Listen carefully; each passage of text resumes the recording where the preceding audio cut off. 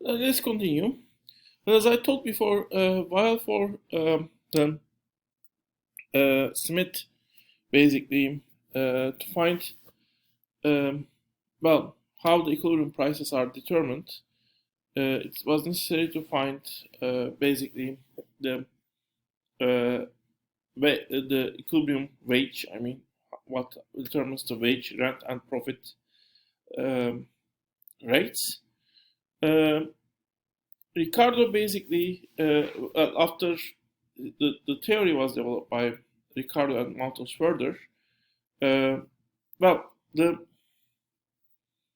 profit has just become residual of rent and wage. So there were certain rules that determine what wage and rent will be, but profit will become, as I said, residual.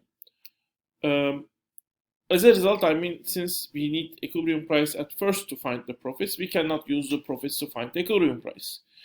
So Ricardo has developed a new method to find the value each equilibrium price converges, which was basically known as labor theory of value. And in a moment, we will see the logic of labor theory of value of the Ricardo in the very example he has used in his own writing.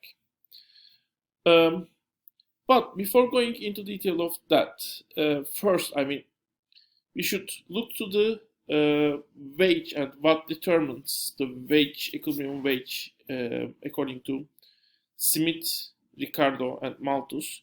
And Smith has developed the core principle of this model, but Malthus is the person who has explored it in detail in one of his most famous books. And the main idea is wages are always equal for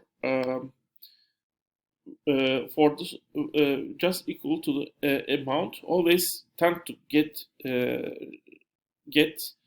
to the amount that is just enough for the survival of workers as a whole. Sometimes it's called reproduction, ensure workers' reproduction, which means the available labor force, which is the labor power of all workers together, will remain constant, will reproduce as part of it will be is no longer usable. A new labor force that is not anymore usable will be recreated in a way, basically. What does it mean? It means basically this. Well, first, when I work for whole day, I'm tired and I might not be able to work anymore. I will sleep and I will eat, and this will recreate my labor force. But I also get older, which means in time I won't be able to work as an individual. So I also should raise an individual that will replace me. That means, of course, when we take both mother and father together, each mother and father should produce at least two children, which should reach to the adulthood. I mean, at the time when child death rates are high, which might mean out of the every 10 children, let's say 8 or 7 die before they can get married and have a child of their own. In that case, I mean, if 10 out of 8 children are dying, then I need to make on average 10 children so that at least 2 of them will survive. I mean, and have their own children. I mean, me and my wife in that case. So, the basic principle Smith and later Malthus has developed is if wages are high, I mean, in a way, the model is just, well, is in some ways similar to the original demand and supply model.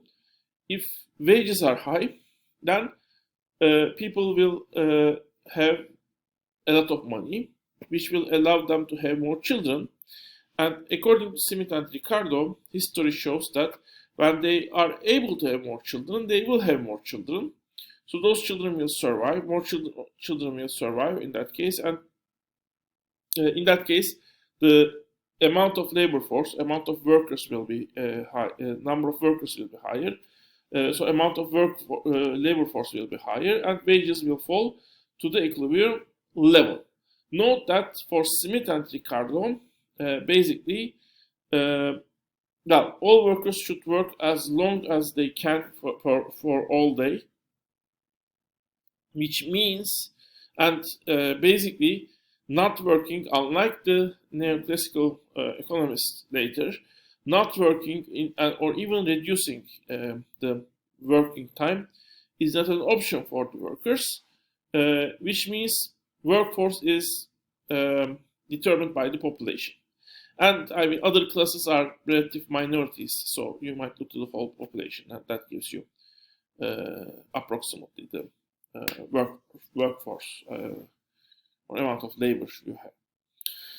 So when workers have more children, population will increase. This will increase the labor force, and wages will fall back to the equilibrium point, up to the point when workers are not anymore have more children than just the bare reproduction. Even if they have, they won't survive. Only 2 of them will survive.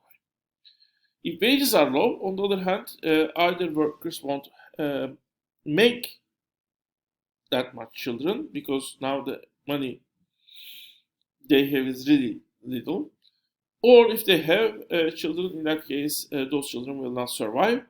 As a result, the labor force, the labor force won't be able to reproduce itself. More people will die than compared with the people who joined the labor force. As a result, labor force will shrink, wages will rise to the equilibrium point where it is enough for the reproduction of the workforce. So, on average, living conditions of workers can never increase above the level of subsistence, according to this model. Of course, this model relies on the workers' behavior, which was basically, if you remember, when they have more money, they will have more children. Well, interestingly, workers, they don't, according to this model, they don't learn, they don't learn the fact, or they don't even consider if the wages they got more money, without having more children, they might increase living standards for both themselves and the children permanently, both at individual level, but at a social level. So, in a way, the workers are behaving in this model in a almost unconscious way, without thinking even. So workers are actually the ultimate source which provides the power needed to produce everything. However, workers are also, they are not able to, they create this force, but they are not able to control the force they create, basically. So you need other classes, other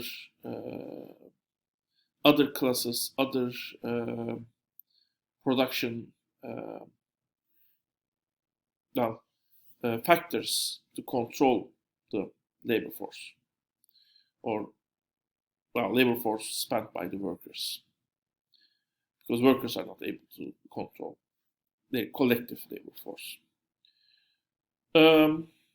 Now, so Ricardo uses the labor also to explain the exchange value differences of the commodities.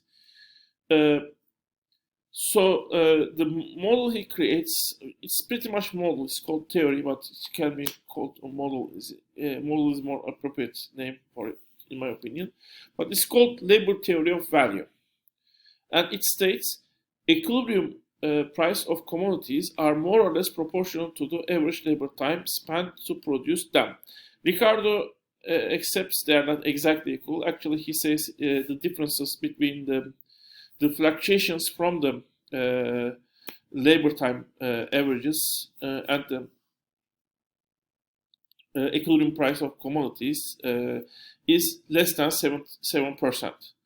So that means, I mean, the price, if you use a labor time to estimate the equilibrium price of the commodities, the difference might be 7% more or less than the actual equilibrium price. But I mean, you might pretty much argue that is not that high. You will see the reason for the fluctuation in a way. I mean, there are in which cases, I mean, this labor theory of value doesn't hold, and in which cases it holds. In the following example, which is used by Ricardo, by the way. So Ricardo uses 3 cases, and in all 3 cases, this example will hold.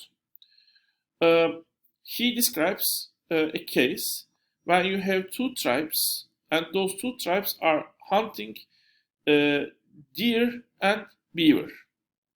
Let me use Excel for the rest of it. The first case is very simple, but then they will be a little bit more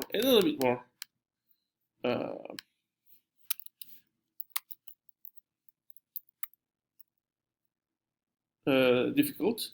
So let's say we have 2 tribes, tribe 1 and tribe 2. So let's say the first tribe, both are able to reverse their decisions. So the tribe that is hunting one animal is able to change its decision and hunt the other animal. But if the tribe 1 is hunting beaver, in that case, it takes 2 hours to hunt beaver. And tribe 2, if they hunt deer, it takes 10 hours to hunt a deer. And they don't need any tools, or if they need, those tools can be produced in a very small time, maybe in a minute or so. If this is the case, so tribe 1, if tribe 1 and tribe 2 come together and exchange what they have hunt, tribe 2 will have this mentality. Instead of hunting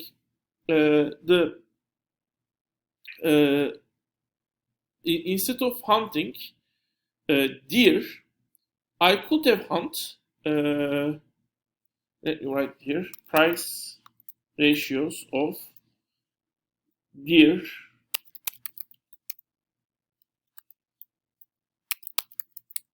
over beaver. So instead of hunting deer in 10 hours, they could decide to hunt beaver, and in every 2 hours they will hunt 1 beaver. In the end, they will end up hunting 5 beaver. So as a result, they will say, instead of if we exchange deer for beaver, instead of 1 or in place of 1 deer, we would like to get 5 beavers in return. So basically, if we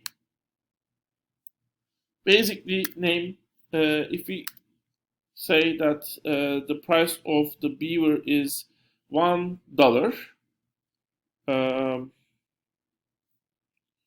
I have $1 sign? No. In that case, beaver will be $5.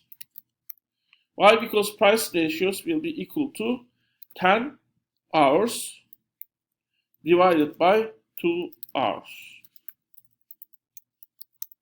If the hunt of the beaver would get, let's say, simpler, and we need now 1 hour to hunt that beaver, in that case, I mean, and assuming this is something that is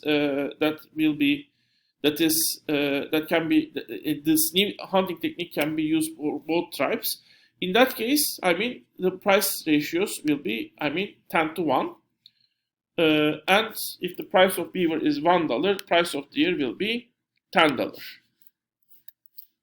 But if the price ratio is 10 to 2, in that case, if the price of beaver is $1, price of deer will be $10. Now we will see some other cases.